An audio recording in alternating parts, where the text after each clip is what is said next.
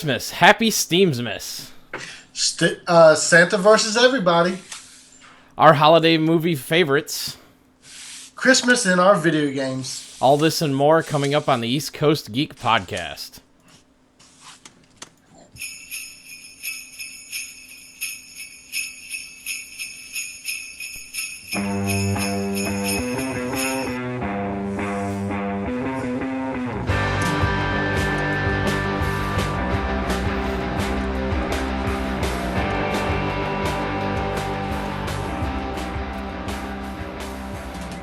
Welcome to episode 49 of the East Coast Geek Podcast for, oh my god, I put Friday, for Thursday, December 24th, 2015, where we bring you all the latest news on comics, movies, and gaming. I'm your host, Jeremy, and with me, as always, is Opu. How you doing, buddy? Hey, I'm pretty good. Merry Christmas to you. Merry Christmas to you too, sir, and Merry Christmas to everybody listening and or watching this, all three of you. So what's been going on, man? I know it's Christmas time. I'm sure the shopping was fun and crazy and all that good stuff. Well, fortunately, I got all my major shopping done weeks ago thanks to the internet. Yeah, the internet. I decided that yesterday I was off and I was like, hey, you know what I should do? I should go get a Christmas hat for the show. That would be fun. And I went to 3 or 4 stores and no. This one is the only one I could find. And it's really tight on my head because they don't make them an extra fat head. With the exception, I did find another one, but it had a tiara on it, and in hindsight, that probably would have made me look prettier, so I should have grabbed that one. Yeah, there you go. That would have been great. I have been recording a lot of stuff on videos. I've been streaming a lot of Rocket League and the Snow Day stuff in there. I did watch some of your Rocket League the other day. Oh, God, it was so much fun. That game is great anyways, but between that and some Grand Theft Auto and some Rainbow Six that I'm terrible at, but... You know, it's a shooter, so. Yeah, I'm not good at. I found out the hard way that I am not good at the that genre with Metal Gear Solid 5. I finally got through the most of the campaign except for the padded missions, which you just play the old missions but on higher difficulty, which is dumb, but whatever. Besides that, I do have some comics that I actually managed to go buy this week. Oh, really? Yes, all of these. Oh well, I'm not going to. I haven't read them all, so don't worry. I'm not going to bore you too much. But first and foremost, this is the one I'm currently reading. It's Batman: The Doom That Came to Gotham. It's a steampunk. Can you see it? Yeah. All right. Yeah, it's actually Mike Mignola. You should recognize his iconic artwork from Hellboy. Oh, nice.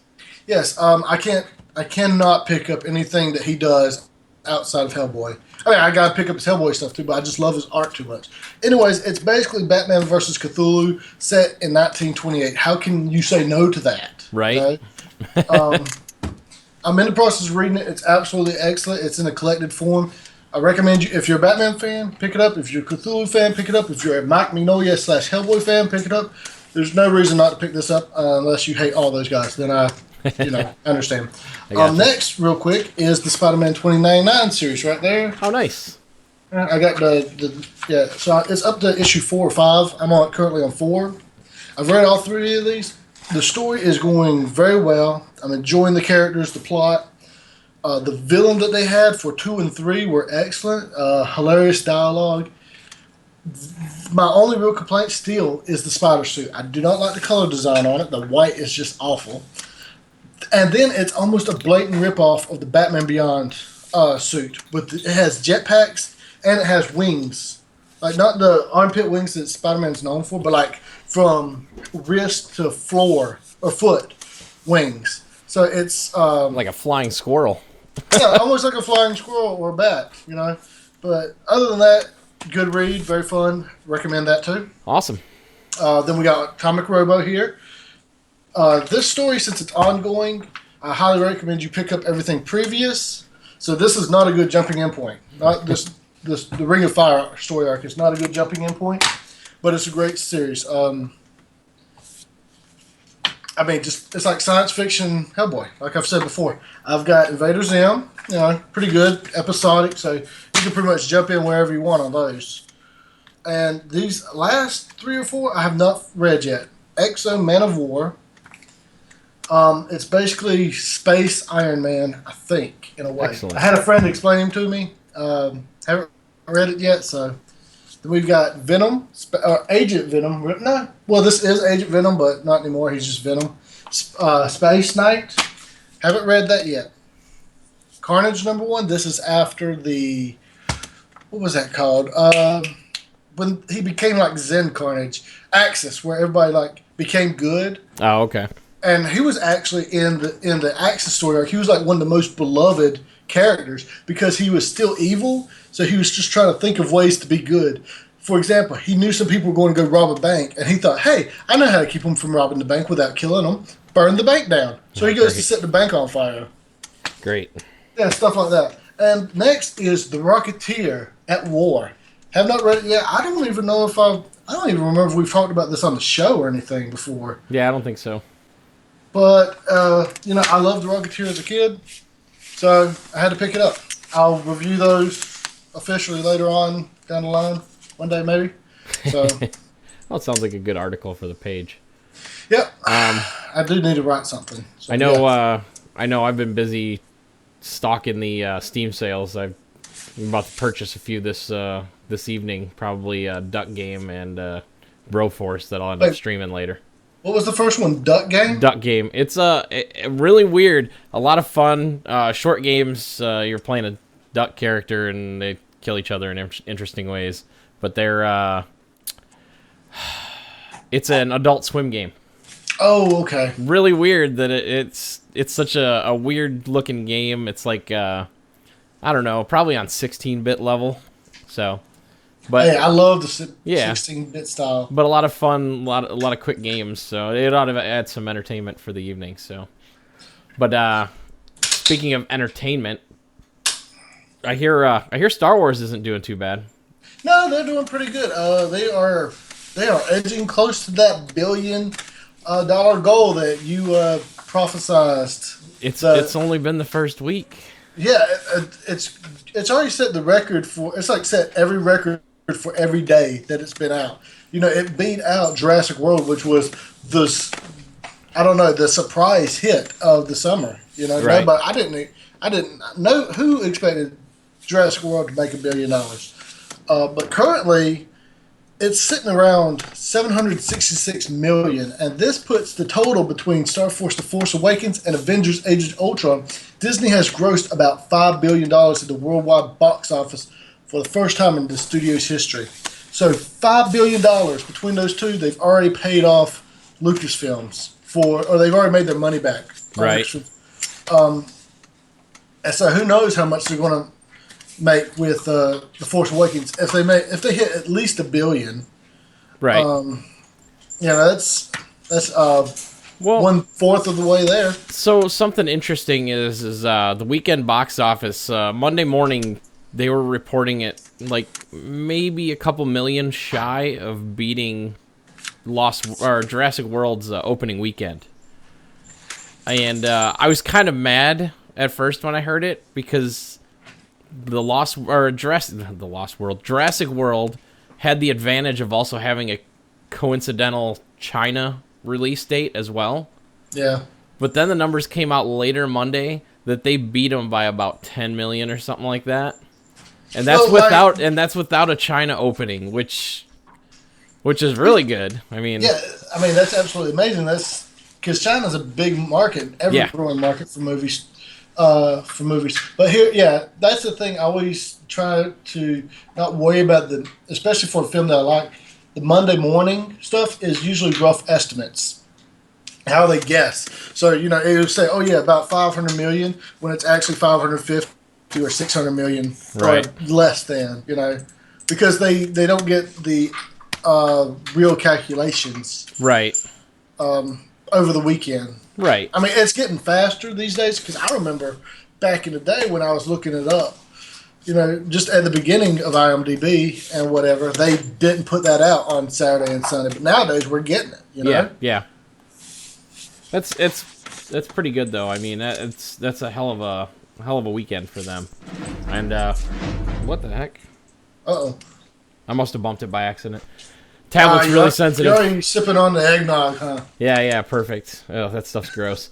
Anyways, Yeah, I still think I think they'll make $3 billion at the box office. You think $3 billion? I said $3 billion. Oh, okay. If they're about to make $1 billion over a week, yeah, and I know plenty of people out there that are gonna go see it at least twice. I will go try to see it tomorrow. Maybe. I need to go see it.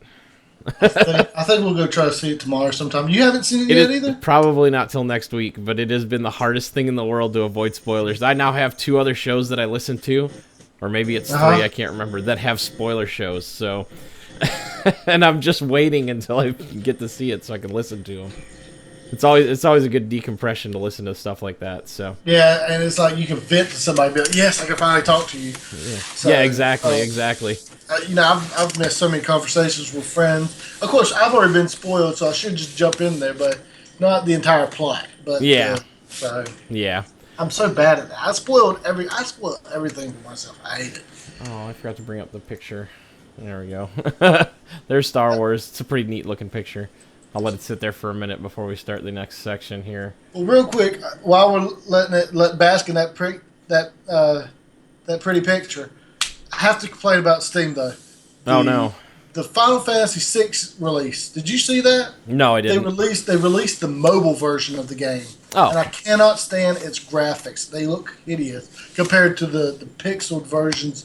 I was really hoping that we were going to get the pixelated version, or the 16-bit or whatever. Right. From the SNES days. That's what the fans wanted, and no. And so we get a half-assed port. No, you're gonna get a really nice looking Final Fantasy VII and all that good stuff. So. Well, I mean, at least we're going to get a nice looking Final Fantasy VII, but you would think that they would do more justice to after 7. I think 6 might be the most popular one, and and between the actual Final Fantasy fans, it's probably more 6 than 7. 7's more well known, I think, in general. Right. So. All right. Well, let's go ahead and move into the first thing. I know you're gonna be excited about this because isn't this one of your favorite mangas? Or this is one of my favorite mangas, Berserk. If you haven't read it,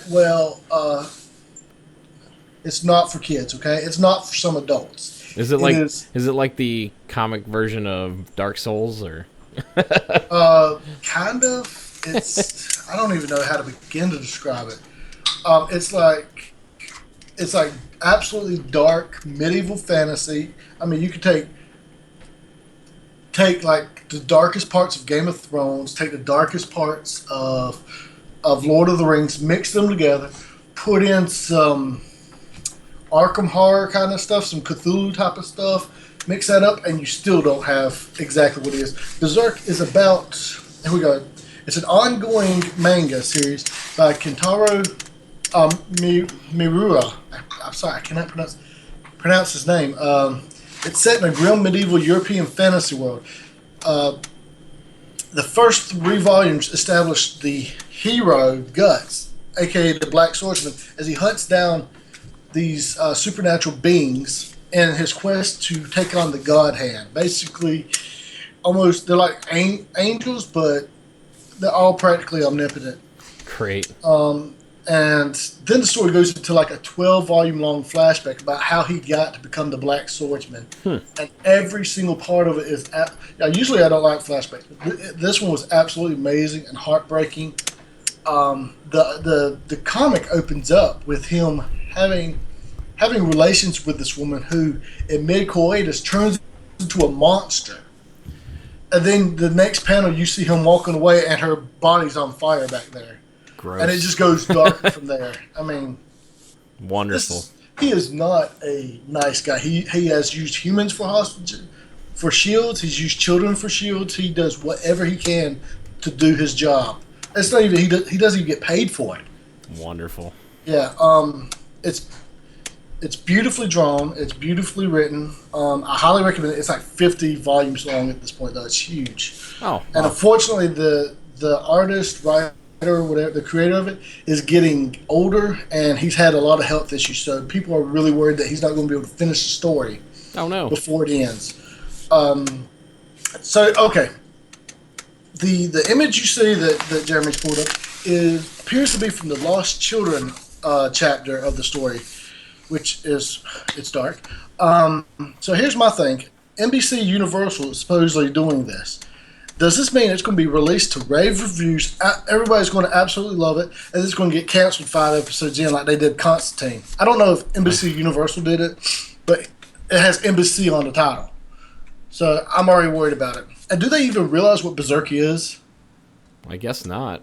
Because, but we should hear more about it tomorrow. Actually, December 25th. That's so interesting. Merry early Christmas, Berserk fans. Speaking of which, there was a 1997 anime which dealt with his backstory leading up to the event that turned him who he is, and that's where it ended. It cut off at like the bleakest part of the story. Oh. But it's going to be getting a new Blu-ray release with an HD remaster. Oh, nice. The new box set is set for an April 20th release and will cost about 18,000 yen, which is about $150. Wow. The animation's kind of rough because it is 97, but it's still pretty good to watch. Yeah, but come on, you can go back and watch Dragon Ball with no problems. I mean, that's true, but I grew up with Dragon Ball. I did not grow up with Berserk. If my parents had let me read Berserk as a child, I would seriously question them. Like, I would have to go back and be like, do you know what this is? But yeah, and if you want a sample of what the anime and manga is like, there is a movie that was released in 2012, 2013. It's currently on Netflix. I think it's like semi CGI or that Flash animation CGI that's 3D. right. I haven't watched it yet because I don't want to do it with my wife here because she talks through everything. Aw, And it would probably make her cry because it is pretty depressing. It's depressing and horrific. Like nothing. I forget what it's called, but it's a trope that about a hero that fights against his fate, even though there's no way he can beat it. Oh, jeez. It's based off of Greek tragedies and stuff. Oh, okay. It's like no matter what you get, it's Byronic hero, I think it is. Byronic, I think. It's so they usually end bad for the hero. Anyways, so highly recommend Berserk if you're an adult or whatever. If you want to see something that the exact opposite of Dragon Ball Z, Berserk. Okay. Excellent. All right, so what's this about Santa versus everybody? Well, comic books do outrageous things, right? And Santa's pretty cool and crazy, right? So he occasionally appears in comic books. For example, the first one I have is Santa in the DC universe is so awesome and badass that he flies to Apocalypse every year, fights off all of Darkseid's defenses. This is something that people like Batman, Superman, Wonder Woman dread doing. He does this every year just to go up to Darkseid and deliver some coal directly into his hand. Great. Yes. It's a lump of coal for you again. Yes. This is great. And then he's like, oh, see you next year, because he knows what he's going to do. Great. So, yeah, and the next one I have is Deadpool versus Santa. Though, to be fair, it's more like a small Santa.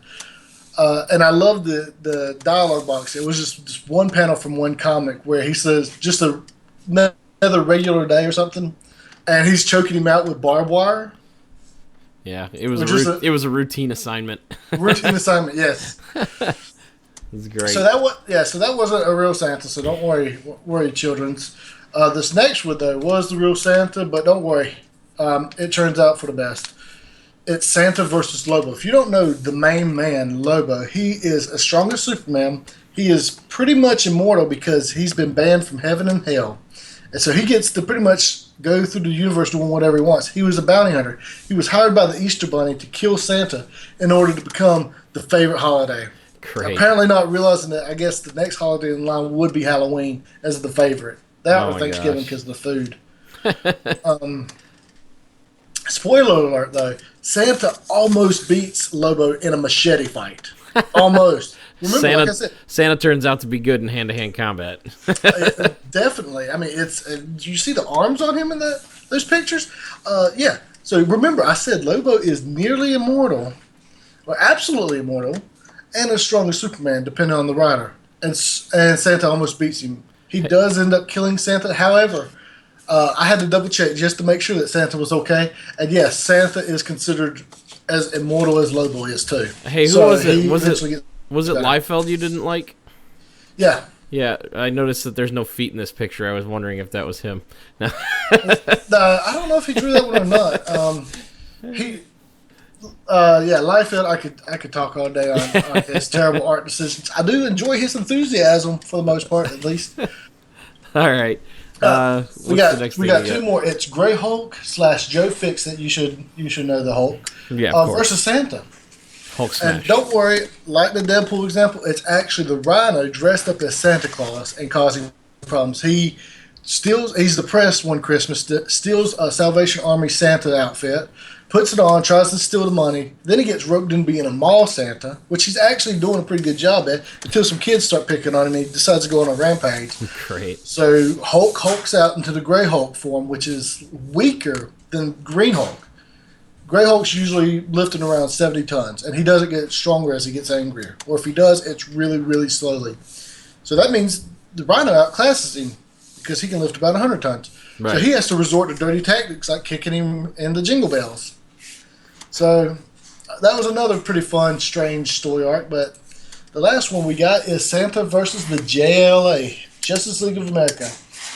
Technically, it's not versus the JLA. Plastic Man is telling his nephew a story about Santa being a JLA member. But while it's portrayed as semi-fake, him just telling a bedtime story, many superheroes claim that they know Santa, including Superman. So, who knows? I mean, there's plenty of other magical beings in the world. Wonder Woman's magical. So, yeah.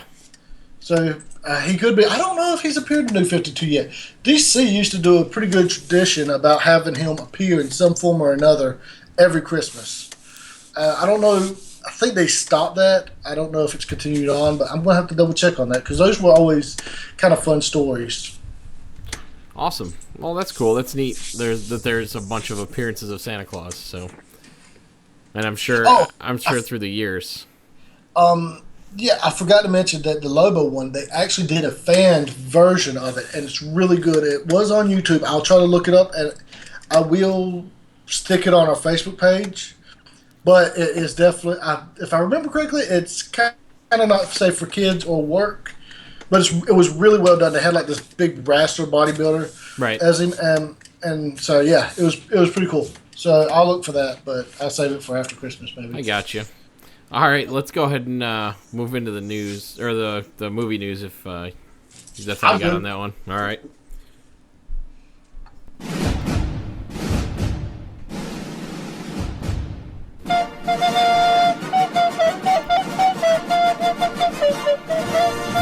I haven't played that one in a while.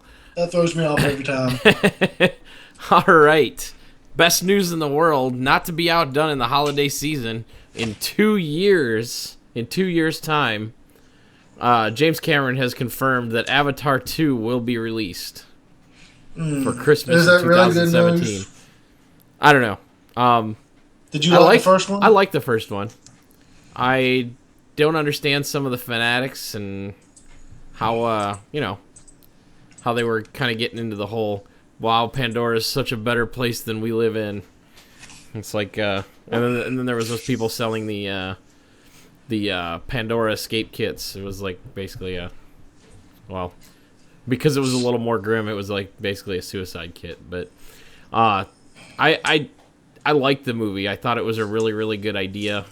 I don't understand where they're going to put a second one in. Well, I guess the reason he hasn't confirmed it is because he's had to find the rest of the movies he was going to rip off. He ripped off every Native American movie. Well, and and one of the things, if you read further into the article, he actually said that while they're all part of a trilogy, because he wants to do 3 movies, they're going to be able to stand on their own outside of the series as well. Which sounds like it's just movies in a universe, Yeah. I mean, I guess they'll have Easter eggs or references to each one previously, but I was not impressed with the first Avatar. I kept watching. I was like, okay, so this is basically Disney's Pocahontas. This is Dances with Wolves. And so it just didn't interest me. I mean, it was pretty to look at. Yeah, that's the big draw. And man, does it look great on a Blu-ray player. Yeah, and it's just, I didn't find much sympathy with any of the characters. They were all bland and basic. Yeah. The Colonel was an absolute badass, though, at the end. And the thing is, for some of the, I forget the plot points because I'm just, I usually commit almost every movie to memory because I'm a nerd. But it's so bland that I can't remember much of it at this point. And I remember arguing with people and that you were like, well, you had to go online to understand this part of it. Well, you had to read. I'm like, no, that does not mean it's a good movie if you have to go and search out the source material for the answers. If it's not self-contained and the other material expands upon those ideas, then it's not that good of a movie. If you have to say, well, what about this? So well, let's go look at it. So here's the thing, okay? And we'll talk about this. We'll talk about this next week when we do the next episode. But Mad Max did this too, and I really liked it. I really liked the fact that there were characters that you didn't really have a good background on, but you kind of got some information in the movie, and that you can go look that stuff out or look that stuff up later elsewhere. It kind of gives them the ability to have a wider universe than what they have. Now, the place where people have complained that they don't like that in Mad Max, they somehow, they get amnesia and forget that they didn't like that, and they have seen the new Star Wars movie and are so excited that there were these little characters in there that didn't really have a backstory, but they're like, oh man, I want to know more about that guy. And it's like, you liked it in this, but you didn't like it in Mad Max, or you don't like it in Avatar? Well, there's a difference. If it's well done, then you go, man, that character was cool. I want to go find out more about him. Well, that's fine. If like their goals and motives, and they're one of the driving forces of the movie, are like, well, what is he doing? What's the point? Why, then it's confusing and frustrating. And to be fair, there's not going to be any extra curricular activities from Avatar. As far as I know, it's all self-contained in the movies, so you won't get any extras. And where that's different, Mad Max and Star Wars obviously both have comic series now, so yeah, there's places to get that other information. So and Mad Max could be taken as it's not. Well, first of all, Mad Max isn't supposed to be that serious. It's more of a you could almost put the movies in almost any order and they still work perfectly. Yeah. And I think Mad Max is kind of unique in that way. That's more like episodic villain of the week kind of movies, completely self-contained. Yeah.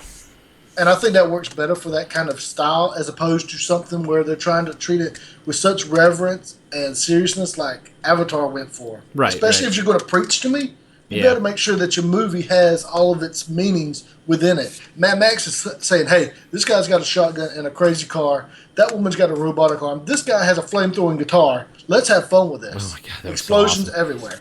All right. What else, We'll go into that next week because I could talk at great lengths for that, and I probably will next week, but not today.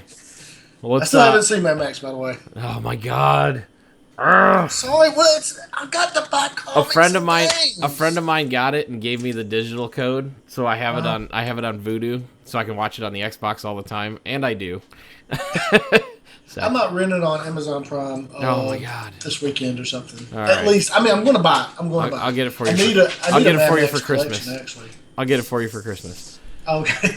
All right. The next thing we've got, Deadpool replaced Colossus at the last minute, as you can get. Oh wow. Like right before they filmed the scenes, or what? like he got finished shooting his scenes mid-December. Oh my God. 8 weeks before the movie comes out. Wow, what? Check this out. It was just announced that the film's original Colossus actor, Andre Ticoto, I don't know. I'm sorry, I'm bad at pronouncing names, and I don't bother doing my research because I'm lazy, was replaced at the 11th hour by 24 and the event's Stefan Kapetic. According to Entertainment Weekly, the 37-year-old Stefan, I can't pronounce his last name, voiced the character and partially performed the role using motion capture. Wow. Deadpool's movie version of Colossus is reportedly 7.5 feet tall and has a Russian accent, just like the comic book version of the character. Wow. Unlike when he was in X2 and X-Men The Last Stand, where he had an American accent. Yeah, he was just an American guy. That is the kind of touches that we want to see in the films. You know, yes, even if you have to get somebody that has to do a fake Russian accent, I think his is authentic. So, Yeah. But for example, in Hellboy 2, they tried for the ghost guy, right? Klaus or whatever. Yeah. They tried to get an authentic German actor, but everybody was having a hard understanding his English. So they got Seth MacFarlane in the role, I think, to do a voice, so everybody could understand it. Huh. Yeah, but that's the things we want to see. Just little bitty things like that. Yes, have Colossus at his original height because he is that big in the comics. Right. Especially when he gains like half a foot when he goes his steel mode. Right.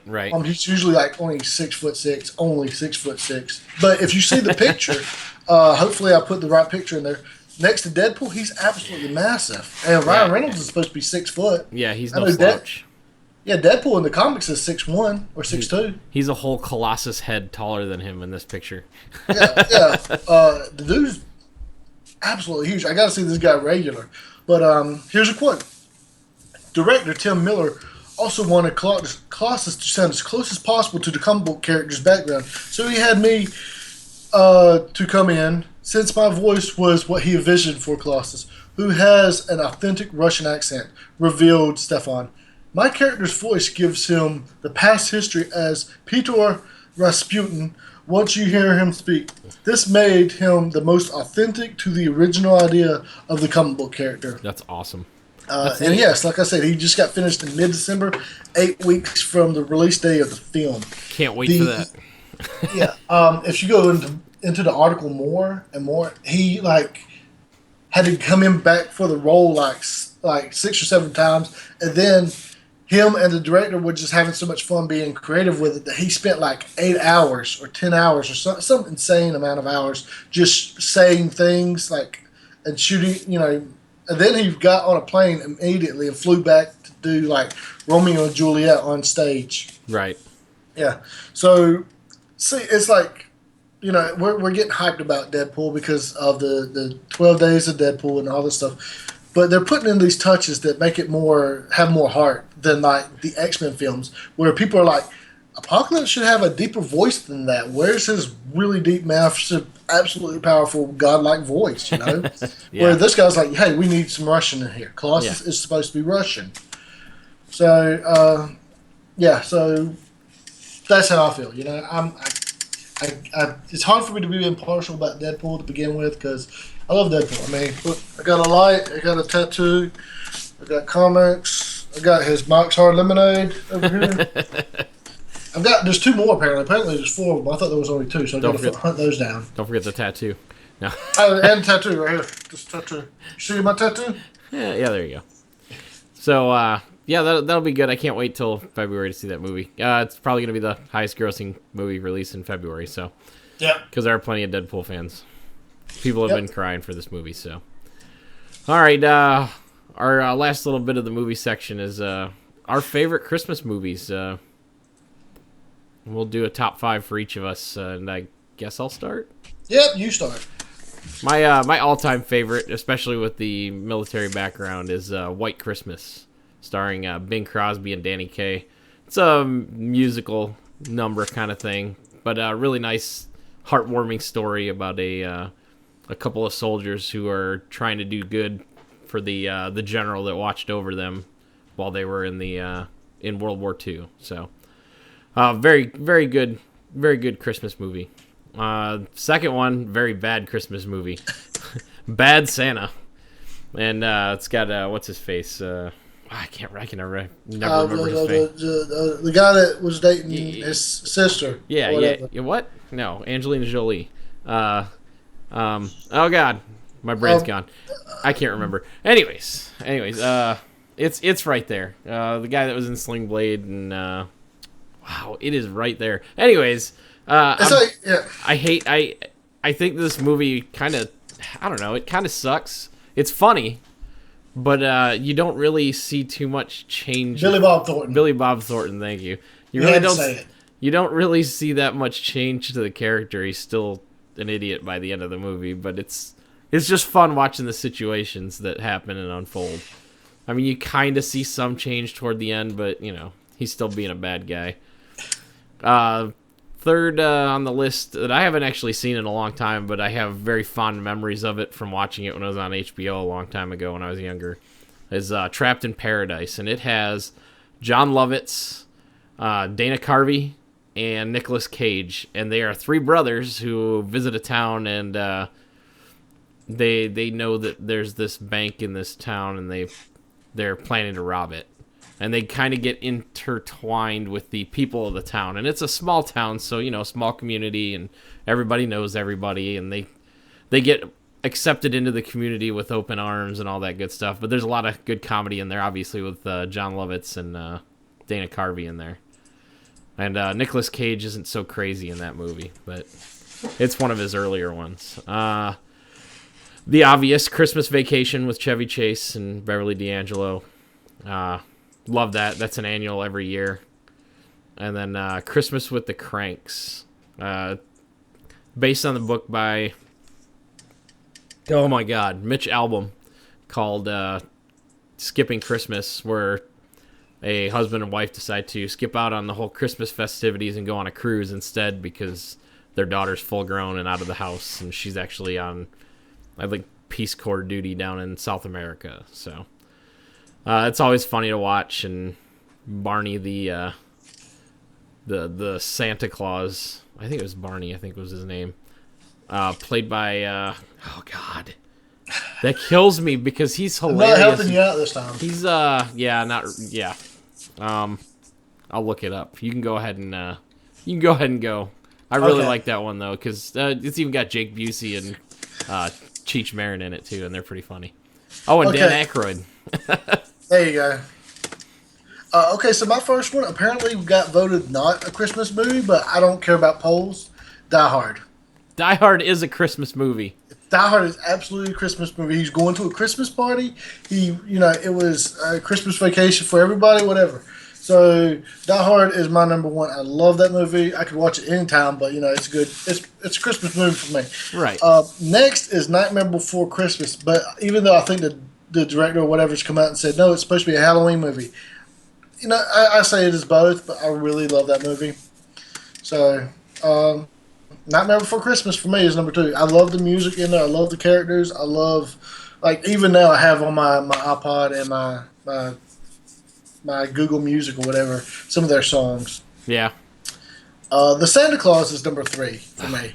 I like that one. That was a good movie. I remember it as a kid.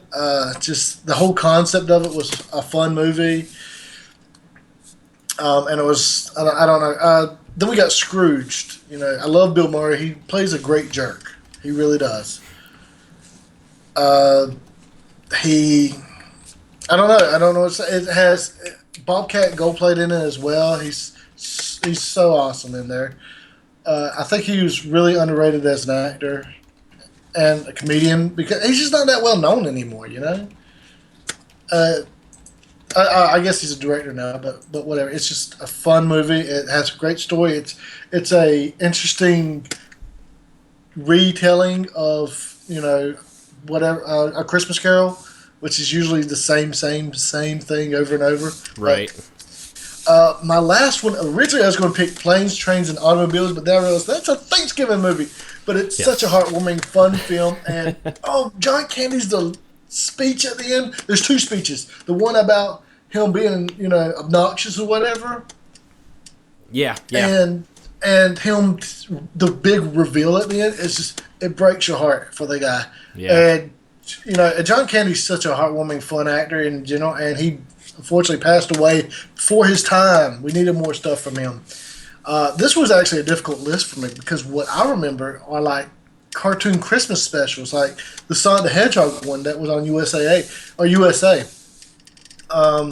The Batman one with Joker. It was the first or second episode of the Batman animated series where Batman has to stop a Christmas or a Joker's Christmas themed crimes, and especially when I love that moment where him and Robin are out on patrol. He sees this guy running after this chubby old lady, and he's like, "There's the crime. He's going to steal her gifts." And so they swoop down. They're getting ready to pummel this guy, and he says, "Excuse me, lady, you dropped this a while back." And he had been chasing after her to give her a present she had dropped. Yeah. And it's just moments like that I just really enjoy. So I don't know. I forgot if I mentioned it. Home Alone. It's a great film. It's fun. It has some really interesting story morals to it. I think, like him being afraid of the snow shoveler the entire time. Yeah. You find out that he's just a really good guy. He has a troubled life, but he's still a nice guy, and he looked out for the kid. It's kind of like that assumption you made about that one guy in the neighborhood when you were younger. Yeah, we've all done that as a kid. We had rumors of like these guys secretly had killed and eaten people, or he had abandoned his family. Something insane, like he's a werewolf by night or whatever. And it ends up being that you finally meet them, and they're the sweetest people in the world. They might be a little lonely, a little eccentric, but they would, you ask them for a favor, they do absolutely anything for you. Right. So, and I have a bad feeling that's how I'm going to be when I'm older. Yeah. And probably the last one, and if I didn't mention it, my wife would probably kill me in my sleep. The American classic, everybody's favorite 24-hour movie marathon that they like to turn off because after a few times through, you get tired of it. Well, at least most people do. I know we don't. We miss having cable and not being able to watch TNT's 24-hour marathon of A Christmas Story. The classic traditional American family Christmas. I will say this. The reason I didn't put that on my list is because it was too obvious. I was trying to find stuff that... Well, that's why I threw that on the end here because, like I said, Kay would kill me if I didn't say anything about it. So, but yeah, love watching that. I think later today we'll probably get to it, or we'll have it on the TV tomorrow while we're opening Christmas presents. So, all right. Well, that was a nice little top 5 list. I think next week we'll probably have a couple of those counting down for the end of the year. I love end of the year recaps. So, yeah, it's gonna be fun. We'll talk more about that right at the end here. So let's go ahead and move on to the gaming so we can get through that.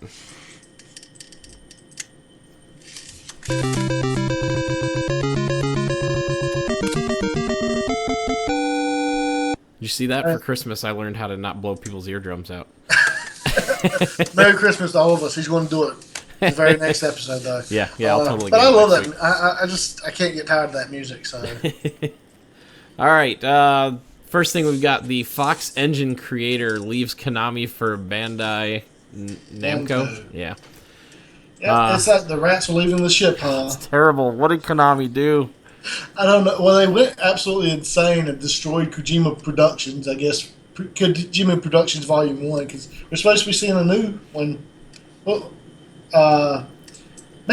just to say it, though, did you the pictures of him announcing that he's going to do the special for the PlayStation? Does he look old and tired to you? Yes. The last video I saw of him, it was like the celebration of Kojima. Yeah. From the Konami fans or whatever. And he just looks so young and happy. It's just like the last year since that video to now, and everything that Konami's put him through has aged him more than working and pushing himself to the brink of death on these video games, trying to make them as good as he can. Those bastards. Yeah, those monsters. Hopefully we find out he did something. I want him to have done something bad to Konami at this point, like he pooped in all of the drawers or something. Yeah, there you go. Yeah. I'm sure they have already cleaned that up, but yeah. He removed all the K's off the keyboard. You want to go ahead, sir? Or you want me to? Let's see. Konami's former worldwide technology director, Julian Merceron, the architect. The architect behind Metal Gear Solid 5's Fox Engine, has found a new home at Bandai Namco, where he will serve the same role. The publisher announced. According to Bandai Namco, Merceron will work on the development of core technologies for contents and production pipelines for various platforms, which means he'll work on, tablet and. Well, I'm sure they'll use them to his fullest extent across, tablets, phones, and then the Yeah. consoles and PC probably. Maybe he'll even get involved in a new what's it called? What's Namco doing anymore anyways? Don't they still own the rights to the Digimon IPs? Oh, that'd be interesting too. That's why I was just thinking that something the equivalent of the Fox engine, but running a Digimon game would Right. seems like it'd be really fun. And it says here, no details were given regarding the projects he'll be working on, though Bandai Namco, I guess if I would have read the notes a little further, Yep. has a few big IPs to its name, including Dark Souls, which everybody hates, and Ni no Kuni, both seeing sequels on the horizon. And Dark Souls, everybody hates to hate and loves to break controllers over. It does seem frustrating. Did you ever see the guidebook for that by who's the company that does all the guidebooks? Prima Games. Prima? Yeah. So the back of the video game case says Dark Souls, and then it says Prepare to Die. And then the back of the video, or on the back of the guide by Prima, it says Prepare to Die Less. They don't promise you that you're not going to die at all. It just, you're going to die a little less than you used to, which you still die. And the Prima games are really tight. And you know what? I always like to buy those, even if I don't use them, because when you sit there and read through them, they actually have like jokes and stuff. Yeah. And they're actually kind of fun to read. Or little tidbits that you don't know about that, you don't care about. So. Now, Ni no Kuni, I actually have that game. My wife plays through it. And it's like a cel-shaded type of style done with... Right. Yeah, I've seen it before. That's okay. Yeah, yeah. So it's that's cel-shaded stuff like that Zelda game. Yeah, so that one would be really cool to see what he could do for it. Yeah. For the sequel, because it does seem a little rough around the edges. I haven't personally played it, so I don't know how the gameplay feels. Because it's always different. You holding the control as opposed to watching somebody else Right. hold it. So. Reportedly, he left Konami in September, shortly after the release of Metal Gear Solid 5, when Konami reportedly decided to cease development of all AAA console games outside of PES, which is the European Soccer. Of course, the publisher has since teased a new Metal Gear project for it's recruiting for, though it's unclear if it will even be a blockbuster console game. For all we know, it could be a mobile title, and at this point, I wouldn't be surprised if it's either that or it's a mobile pachinko game. Oh my god. Here comes the pachinko jokes again. Yep. Erotic violence. If only he had joined Kojima's new team, huh? Yeah, what? I understand that, developing an engine is a little different than developing a game. Yeah. But still. They still go hand in hand, I mean. Yeah, they do go hand in hand, and for Kojima to own the rights to or Kojima Productions to own the rights to an engine like the Fox engine or whatever. Yeah. 'Cause I like the Fox engine. It did really well on Metal Gear Solid 5. That's the only one I guess I've seen it on. The only one it's been utilized for. Yeah. So far, but it would be cool. It'd be like getting the band back together in a way. I hope he manages to pull a lot of talented people for his next team. Yeah. So good luck to him. I'm glad you got away from Konami's grip. So we'll be looking out for him. I guess we won't be looking out for him. We'll see if he does well or screws up, and make fun of him appropriately. Yeah. All right. Well, I grabbed a couple of games that have some holiday features to them. One of them being Heroes of the Storm. They have a couple of different skins for a couple of their characters. We've got the holiday Jaina that they had last year, where she's got this big wintry coat, and her staff is a candy cane wrapped staff with a Christmas ornament towards the top and mistletoe. I think that's Abathur that's dressed up as a snowman, and he's kind of creepy anyways. He's one of the Zerg guys. The holiday Stitches, which he's dressed up in a nice coat with candy canes and a Christmas wreath. It's amazing. And then the last one there is Sylvanas in what looks like a holiday pixie outfit. And also there's a Great Father Winter, which is basically the World of Warcraft lore's Santa Claus, which he's totally all about the what do you call it? The business end of Christmas with all the money making that there is to be made in that game. But for the False Dead character, which really looks really neat, which I didn't actually find a screen for. But then you need to go hunt one down for us. They also have a Treasure Goblin mount that's available for everyone to use for the holidays, where he's a festive Treasure Goblin from Diablo 3 that you can ride on his back. It looks hilarious. Now, do these you might not know off the top of your head, but do these festival mounts like disappear after the holidays? The mount does, but the skins you can still use, I guess, because those are actually the skins are what you purchase. Okay. But the mount is free to everyone and will disappear after the holiday patch.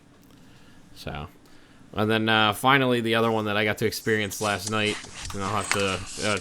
There's some videos. There's going to be a video up on YouTube of about 3 hours worth of mayhem and destruction and a couple of heists that we did last night. Me and a couple of friends and my brother. GTA Online has activated their holiday features. All their clothing and masks are out, so we actually were doing the heist dressed up as Santa Claus and elves and stuff like that. It was hilarious. The snow's a pain in the ass to drive through. It basically makes you feel like you're drifting the whole time. But yeah, lots of fun. Adds an interesting curve to the whole game itself. So, and that's what I've got for the games for now. That's what I could find. I know other games like League of Legends has a couple of things that they do for holidays, and I'm sure there are others. Those are what I grabbed just for the quick part for here for the center. Well, if you don't feel like playing any of those games, you can always buy Banjo-Kazooie and go to Freezy Peak, the Freezy Peak world, which is all Christmas themed. There's a giant snowman in there. You have to rescue presents. You have to help light bulbs get to a Christmas tree. Oh my gosh! And you get to race a fat polar bear on a sled. What about the winter levels in Mario 64? Those are always my favorite too. Like the big like the slide winter one. levels? The big slide one with the penguins? Mario 64, yeah. I'm thinking about like Mario 3 and Super Mario World. I couldn't stand the ice stuff. The ice was so frustrating. But that was one of the only places you could get the Hammer Brothers suit, to my knowledge. Yeah. So it was like a Christmas present within the level, but you had to go through all the ice levels. Right. And since it was so rare and so awesome to use, I hardly ever used the Hammer Brothers suit. Just like I rarely used the Tanuki suit. Great. Yeah. All right. Well, let's go ahead and do this next one. I think you know more about this than me. Yeah, well, I saw that there were rumors popping up, and so I got really excited because, like I was telling Jeremy off camera, I always wanted a Dreamcast when I was younger. I went to the store because there was one store. It was like a Walmart, in a 1,000-mile radius of me. So I went to a Walmart, and I went there to go pick up a Dreamcast with my birthday money. All they had were PS1s. They had PS1s and N64s. I already had an N64, and I wanted a Dreamcast because I wanted the Sonic Adventure games. Oh, that's awesome. Yeah, well, I'm a big Sonic fan, as you know. I'm an old school Sonic fan nowadays. But so I had to get a PS1, and side note, hey, guess what? I didn't know that you need a memory card, so it was another 3 months before I could get a memory card. So I had to either leave my PS1 on, or I had to replay everything over and over again. And hope the power didn't go out. Yep. Yep. So anyway, Project Dream. It started off, it exploded into these untrue rumors that Sega was going to make a new Dreamcast 2. The real story is that a Change.org petition for Sega to release a limited edition HD-capable version of Dreamcast. The petition asked for an updated Dreamcast model capable of upscaling to HD graphics and playing games stored on the system's hard drive. More recently, the team behind Project Dream has been preparing to pitch the HD Dreamcast idea to Sega, and they've been looking to increase the number of signatures on the petition to show Sega that there's interest. They also noted that if Sega doesn't agree to fund the project, they'll attempt to gain crowdfunding to launch the clone console independently. Anybody that studied video game history, even recent history, please tell me Dreamcast is still considered recent history. For me, it is. Mid-90s, right? or late 90s. Late 90s. I like to think of it, but of course that's like 20 years ago now. Okay, so the Dreamcast is considered by many to be a system that was far ahead of its time. It was internet capable. It had multiplayer online. It had DLC. It had scoreboards, leaderboards. But the problem is, it progressed farther than the home internet was. It was still dial-up at the time, so nobody could really use it. So it died out, unfortunately. And many of the most popular games and franchises on the system have since moved on and re-released onto other consoles. So hopefully this might get off the ground. Maybe it might convince Sega that they can do something. Maybe even, I don't know, maybe even having to team up with some piece. I don't know. I'm throwing it out there, like Alienware, somebody. To work on some kind of console together so they don't have to bear the burden, especially since they're probably struggling because Sonic cannot get a foothold anymore. Yeah. Because they don't realize they need to stick to the 2D stuff. That's the reason Sonic Colors was beloved for the most part, and most of Sonic Generations, because it was mostly 2D. Or half of it was 2D. Well, Sonic Adventure was 3D. That was fun. Sonic Adventure has not aged well, though, but it was at a time where... Oh, no. It was where it needed to be, where it was when it was on the Dreamcast. So. But they didn't, unlike Mario 64, which started off, which it has not aged well at all. But then it jumped off to Mario 64, smoother controls, better graphics, better camera control. Right. And it's gone from there to Mario Galaxy, all this stuff. But but Sonic Adventure, it just kept fluctuating, then going downhill with its 3D controls. They kept the same controls, loose. Clunky, bad camera from the previous. They didn't use them as a jumping off point to expand and to, refine. Right. So that's one of Sonic 3D's problems. I had a Dreamcast. It was great. I need to get one just for a collection. We had it hooked up to a surround sound system, and Alone in the Dark scared the crap out of me on that system. It was so awesome. Those freaking dogs jumping out of the freaking out of the park where you're going through and chasing after you. It was great. So, all right, the last thing we've got, last thing on the Dreamcast, being able to put those little the KOs on the memory card and take those with you everywhere. Those were great. That was an ingenious idea. So, all right, last thing, and I really hope it looks like this. We've got some new Pokemon Go info. Oh, you want me to say it? Okay. Yeah, go for it. So, John Hanke and Mike Quigley, I did the last one, from Niantic, sat down with VentureBeat to provide more details on the Pokemon Go project, as well as answer some of the all-important questions that the fans needed answered. Here's a quote. Pokemon will live in different parts of the world depending on what type of Pokemon they are. Water Pokemon will live near the water, and it may be that certain Pokemon only exist in certain parts of the world. Very rare Pokemon may exist in very few traces, but you will be able to trade. I heard that one of the things that they were going to tie into that was having certain ones at certain like landmarks and stuff like that, just to get people possibly. Out. Well, possibly that they could tie it into the seasons. Right. They could do all kinds of stuff like that. Ooh, at night.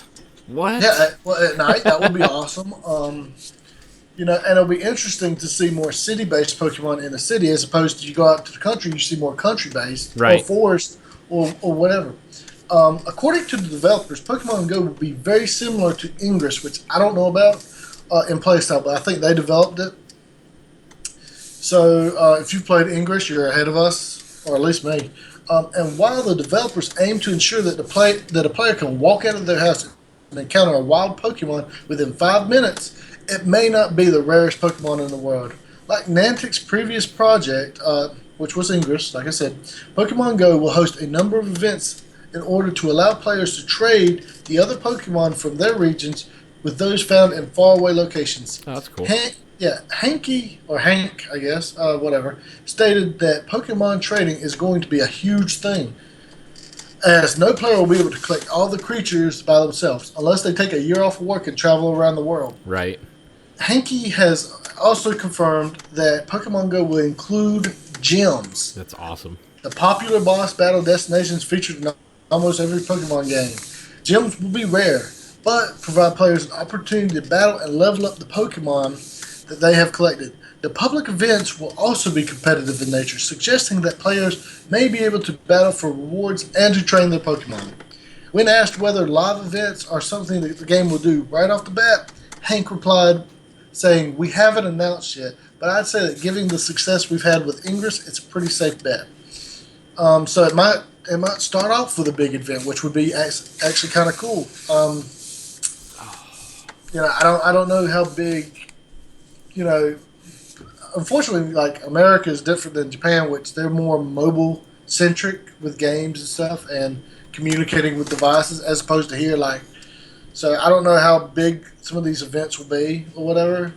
Which we've discussed that before, so I'll continue on from there. Right. During the interview, John Hank provided a slightly more in-depth look at how players will use the Pokemon Go Plus device, which I don't know if you pulled that picture because I just did. All right. It's up there now. Okay. In order to control their game, the device, which can be used as a watch or a clip, senses nearby creatures and informs the wearer of their presence by vibrating and flashing. By pressing a button in a certain sequence, trainers can capture the Pokemon and then view it later on their mobile device. In this way, users aren't forced to continually take out their phones to play the game, which for guys like us, where we can't always have our phone, Yeah. which will be great. I wonder if those will be allowed at our jobs, though. Of course, they. Great. Thinking about that too, I'm like, I might be in a meeting and be like, sorry, there was a grimer in here. I had to take care of it. Oh, God. We're all clear now, though. It's So all good now. we're in the clear. Don't worry. He did not use sludge against us. So, he also added, I think we can be bigger than World of Warcraft. There are more mobile devices than gaming configured PCs out there. I've been living my life for at least 10 years with World of Warcraft, and I have heard that so many times that I'm tired of hearing it. It's funny. It's like, remember when Elder Scrolls Online said that and Star Wars said that and DC Universe tried to say that? Yeah. It's like World of Warcraft eats bigger MMOs than you guys and picks them out of their teeth every day. Yeah. He's right. There's more mobile devices than gaming PCs, and they might be able to pick up the casual crowd at first. Oh, for sure. Yeah. And I can't wait for this. I don't think it'll take me away from Warcraft, but you know what I mean. Yeah. I really think that this is going to be really neat. Gonna make me feel like a kid again, I guess. Pokemon's always been something that I've played in, oh my God, it's been almost, 20 years now?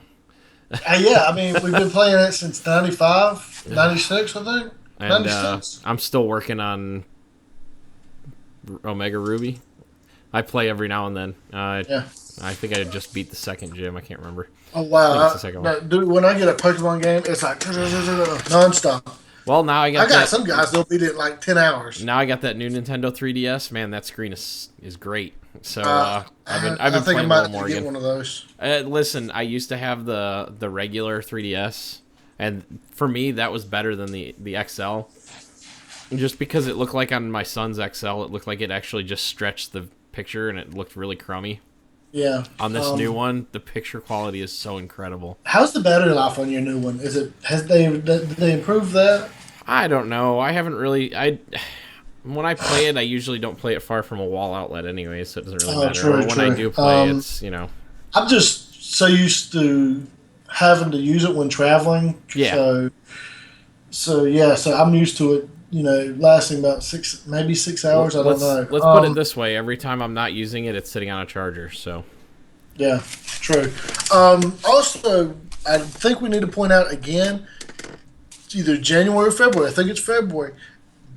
The digital releases of Pokemon Red, Blue and Yellow, Yellow will be coming out on the Nintendo 3DS, right? The eShop, and they will be tradable. Yes, at least one way with the newer game. So really hopefully, I'm praying that the Mew glitch works, so I can try to see if I can do it. Hopefully, they didn't fix the game, so that won't happen. I really liked those first ones. Yeah, you go back and play them, and there's no running. There's the controls are not as intuitive, but there's still something kind of special about them, you know. Yeah. And I do like that in the originals and in the silver and gold generation that your rival was an actual jerk. They make them so sweet and so nice these days. Yeah. It's not fun to just completely curb stomp them. It's like, oh, you kicked my butt, but we can still be friends. Yeah, let me heal your Pokemon for you. Oh, what? No, you're not supposed to be nice. Yeah. I can't enjoy this now. Yeah. So that's I can't wait for that. And man, that's next year. Yeah, that's next year, which is a week away now. Yeah, I know. And speaking of which, like we mentioned, why did that do that? Okay, there we go. All right, like we mentioned last week, yeah, my video screwed up, but it was showing the bottom of Skype. It's terrible. Like we mentioned last week, next week on either Monday or Tuesday, it's probably looking like it's going to be Tuesday. I got to chat with my friend, but we're going to have a special recap episode. It'll actually be our 50th episode. We've been doing this for actually with today's episode, we've been doing this for a year now, officially. Yeah. Officially / unofficially, because I don't count that pilot episode towards the total number of episodes. Because technically, if I did that, this would be our 50th episode. But I figured I'd keep it for next week, and because I can't count anyways, I keep it for it's next more week. symbolic. Yeah, exactly. End of year, right? Exactly. I mean, I know there's 52 weeks in a year, and I think we've missed a total of 4 episodes. Well, but the only reason we made it back was and looking through it, I think it was we did double up a couple of weeks. Yeah, we did the E3 episode, and where that's 24.5. Maybe we only missed 3 weeks then.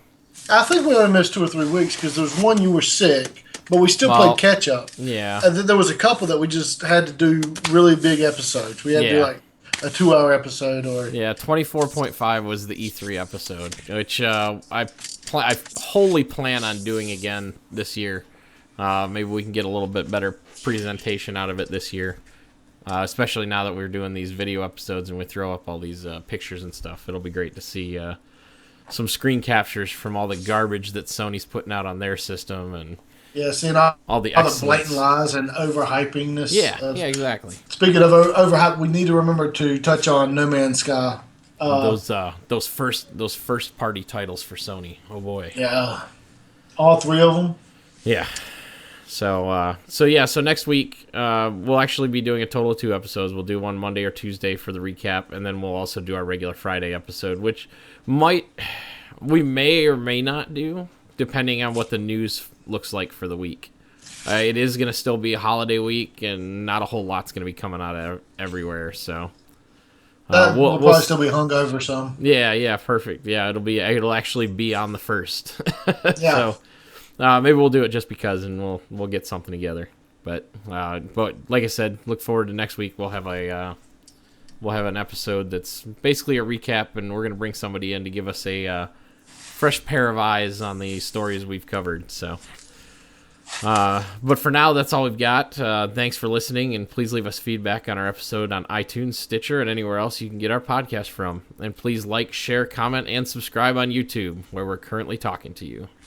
You can contact us at ECG_podcast on Twitter, at our Facebook page, www.facebook.com/ECGpodcast, or our email address at ecgpodcast@gmail.com.